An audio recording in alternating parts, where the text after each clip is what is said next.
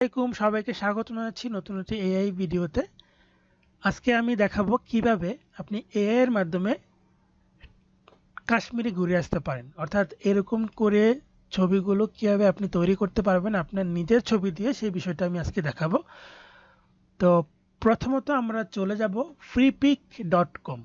এটা মোবাইলেও করতে পারবেন এবং কম্পিউটারে করতে পারবেন, সেম প্রসেস, একই প্রসেস, জাস্ট মোবাইলে আপনি ইমেল লগ ইন করবেন, কম্পিউটারে ইমেল লগ ইন করবেন। সো এখানে আমি প্রথমত যেটা করব, একটা অ্যাকাউন্ট খুলে ফেলতে হবে এবং খুবই সহজ। এখানে সাইন ইনে ক্লিক করলে আমাদের সাইন আপ অপশন দিবে,